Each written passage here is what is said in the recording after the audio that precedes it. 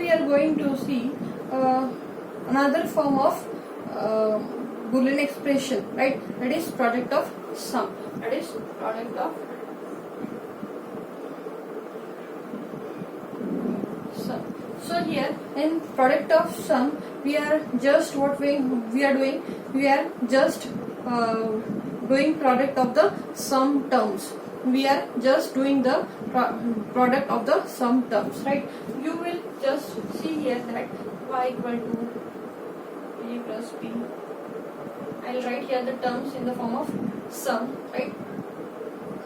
So I had written just two terms, right? A plus b, and another term is a plus c, right? These are the sum terms, right? And these two sum terms are product together. That's why this equation is called as product of sum form, right? So here again, as I told you that these equations can be derived from your truth table. So I will draw a truth table here.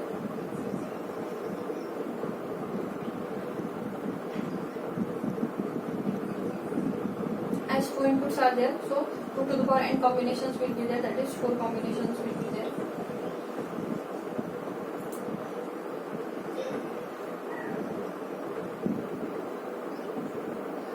Right. So output I had considered as 0 1 0 1, right? So now we have to derive the product of sum, that is POS equation, from this truth table, right? So as we had seen in SOP that we are writing the product terms for only output logic 1, right?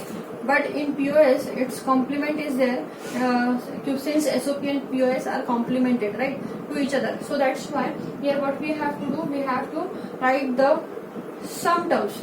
First of all, keep in mind that here we are forming the terms, right, but that terms will be in the sum form, right? Another thing is that we are writing the sum terms for output logic 0. Output logic 0. So here you can see, observe that here two outputs are logic 0. So we are going to get two sum terms since we are using POS form. So here we are going to get sum terms. So for this we are going to get a term and in the form of sum, and here also we are going to get the sum term, right? So now one more thing, here 0 means uncomplemented.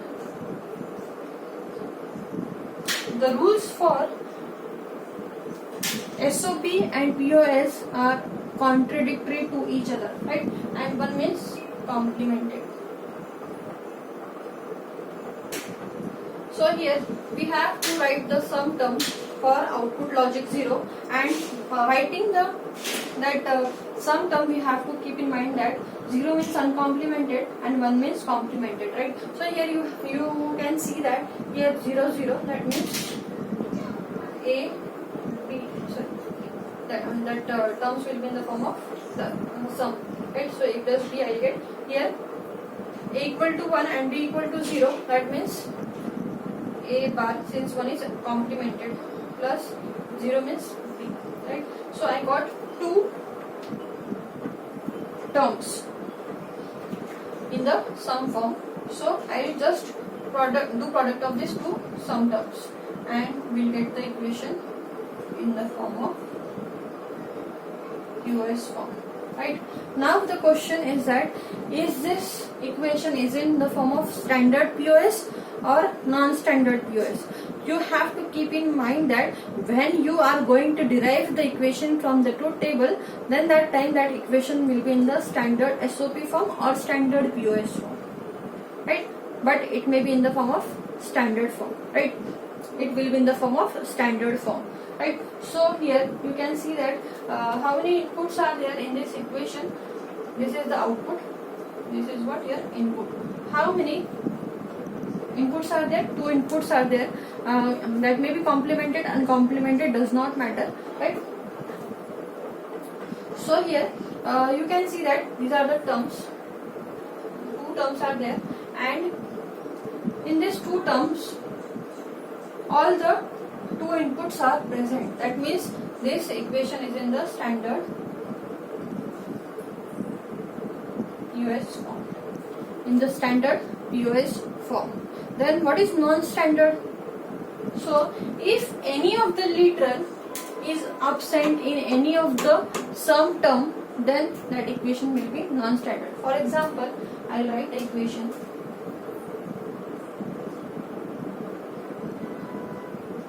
Here you can see that two sum terms are there, right? And in this complete equation, you can see that three inputs are there, A, B and C, right? So here in these sum terms, in first sum term, you can see that two literals are present and another literal is C literal is absent. Here all the three literals are present. So, but in this term, a literal is absent. So that's why this is non-standard.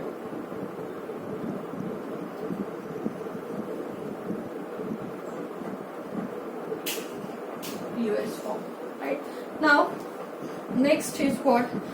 A term related to this term, sum term in the POS equation is your max term. Is your max term.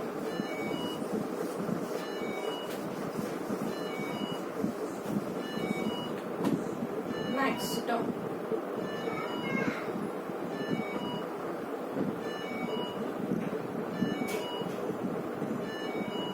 Suppose this is the equation, right? And now next is what? What is max term? So a term in the standard POS equation, this equation is in the standard form. You can see that total two inputs are there and all the two inputs are present in each term. So that's why this equation is in the form of standard, or we can say canonical form of equation, right?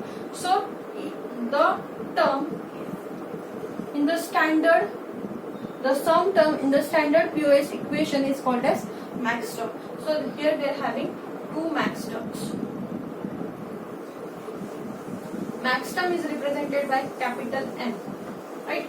Now, if we want to convert this POS equation in the form of max terms, so how to convert that? Y equal to, as capital M is the representation and A plus B means what? Here here bar is not there, so that's why it is 0 0 and this is 0 1. In POS, since 0 means uncomplemented and 1 means complemented, right? So here 0 0, that means 0 0 is a binary 0. 0 0 means this is the representation for decimal 0. That's why I can write M0. Dot is there, so dot. Now this 0 1 means this is the representation for decimal 1, right? Now, as product is there, we can write pi, capital M as common, and last one is 0, 1, right? So this is the representation of this POS, standard POS equation in the form of max terms. So here capital M as well as pi is the representation of your max term.